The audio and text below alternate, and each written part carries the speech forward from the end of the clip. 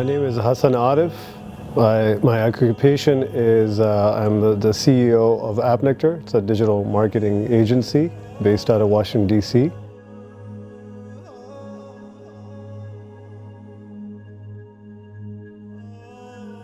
My initial feelings of Arba'in were that it was mind-blowing in every sense that I could imagine. I never thought that anything like that could even exist in the world, in the sense that there is so much that is being done for the zawar, and it was just something that I could never imagine that could even take place from a logistical standpoint, from a funding perspective. And then also, I think the most surprising part is, I'm someone who's grown up where I've seen Iraq and Afghanistan and all these countries go through so much war. And to see this type of massive event take place in this country, where, it's been stripped of a lot of its resources, was really fascinating to me, because the countries with way more resources aren't able to put together events like this that are even a fraction of the size. So that was very surprising to me, and kind of a miracle in many senses.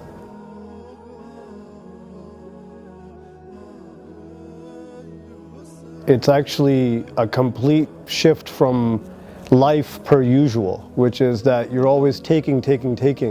Everywhere you go, life is all about these, material acquisitions. And you come here and you see all of these people that are, the only thing they're doing is giving. And actually they're begging to give, which is a huge paradigm shift, in a sense, from life as usual. So that's what I like to always share with my friends and family members who might have not attended yet. Anyone that I meet in the US, I always share that with them.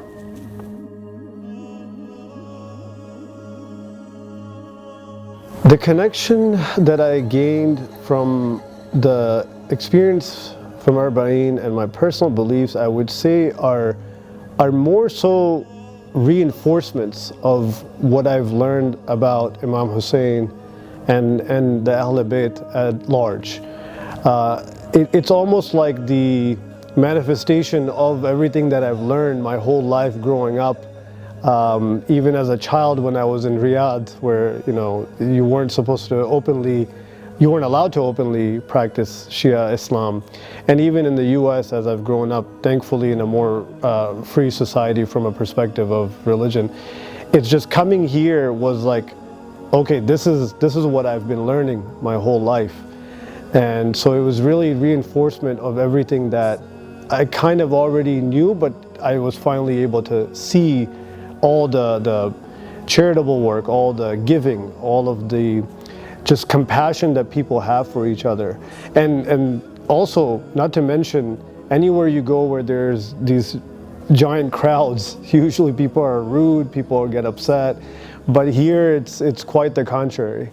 So it's been a blessing to witness the manifestation of my deen in like real life. So it's been beautiful. After the first time and every subsequent time thereafter, of my commitment to serve my Imam, my commitment to be a better Muslim first and foremost, be a better brother, be a better community member, and be able to honestly give more.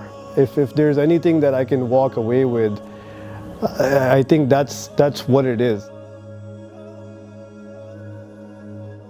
I generally tell people to prepare to kind of submit to the will of Allah, and realize that you are going to you're going as a sort of unit with these millions of people, to really just be there and submit, not be too worried about what's going to happen, what's not going to happen.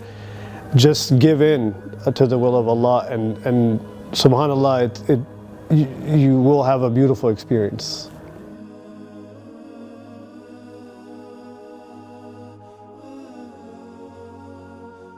the Arba'in, sort of similar to what I was mentioning earlier, when you see so many millions of people come together in a way that is so peaceful, it moves you. You realize, people are all here for the love of Imam Hussein. Because they have so much love, they have so much ishq, they're just doing something that is pretty extraordinary and something they otherwise wouldn't do for anybody, really.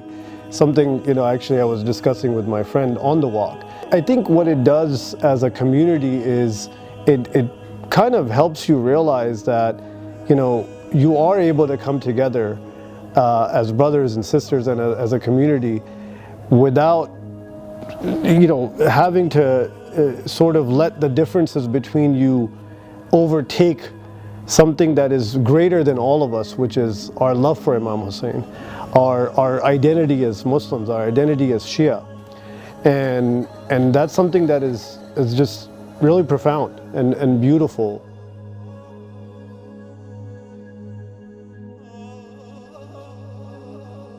As a non-Shia and non-Muslim, I think because Arba'in, in a sense, sort of embodies what our deen is, I think they could actually inadvertently learn about Islam, actually, because, Imam Hussein embodied what Islam means, right? The Ahl Bayt, obviously his sisters, his children, Hazrat Abbas, everyone embodied Islam. But then you get here and you see people acting according to the Ahl Bayt and what they want from us. I think they will be able to learn about Islam, but also not just for the sake of hey, learn about Islam so you can convert, but learn about the qualities of Islam. Why is it that all of us, the 20-30 million people that come here, what is it that we see in it? What is it that that brings us over here? And they'll, through actual experience of receiving all of the tabarruk and all of the love and all the compassion,